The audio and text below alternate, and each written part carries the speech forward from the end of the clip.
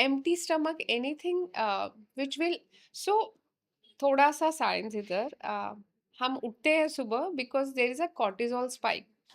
Cortisol एक stress hormone है और वो बुरा नहीं है, उसने हमें जिंदा रखा हुआ है। वो ओके। हमें उठाता है, we wake up because of that. Because हमने बहुत ज़्यादा कॉर्टिसोल को वो कर दिया है, विलेन बना दिया है कि यार वो हाई है और दैट्स नॉट गुड, वो उसको।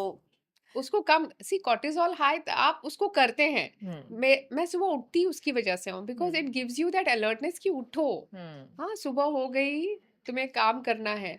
बट अब उसमें हम डबल धमाका करते हैं, बॉडी ने ऑलरेडी बनाया, now I will add coffee to it on hmm, empty stomach. Hmm, it spikes cortisol for certain time. अब ये जो स्पाइक है ना, ये ज्यादा हो गया, इतना नहीं चाहिए था, मेरा हुँ, बना रहा था शरीर। It was doing good job, and then you start creating mess for the entire day. Right. So this is one habit. Replace that with, कुछ नहीं तो आप गर्म पानी करिए, उसमें 5-6 लौंग डाल दीजिए, एंड वो गर्म पानी whatever you're doing, sip sip पीते रहो and continuously work. This is what I do. हुँ, तो मेरे पास भी 2 बच्चे हैं, I have to cook for them and I love cooking. मुझे लगता है कि अपना खाना खुद बनाना चाहिए, it becomes more wholesome. If you have other choices, of course, please go ahead.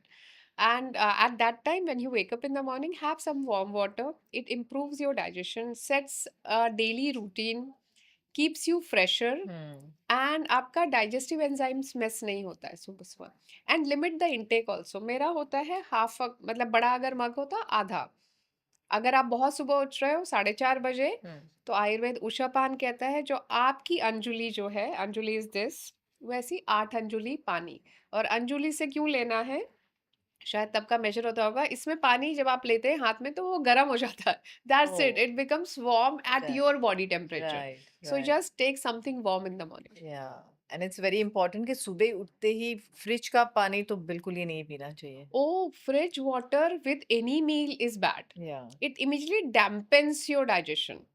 अभी जैसे गर्मियों का सीज़न हो रहा है एंड वो जो प्यास बुझाने के लिए एवरीबॉडी वांट्स समथिंग ठंडा, तो चाहे वो कोल्ड ड्रिंक हो, जूस हो, शरबत हो या पानी हो, सो सबको फ्रिज से निकाल के ही चाहिए। तो आई मीन उसके लिए क्या करें? Because what is the other option which is more supportive? मटके का पानी। मटके क्या हाँ, पानी? Naturally cool. अगर आप उसको और ठंडा करना चाहते हैं तो उसमें थोड़े खस की घास डाल दें, मोर कूलिंग। एक है नागरमोथा, एक हर्ब मिलती है, नट ग्रास कहते हैं उसको। हुँ, आप उसको भी बहुत अच्छी खुशबू आती है उसकी, and it is equally cooling as good as उशीर या खस। हुँ, तो ये 2 ऑप्शन है। चलो, आपने बर्फ का पानी पीना भी है तो हैव इट सेपरेटली।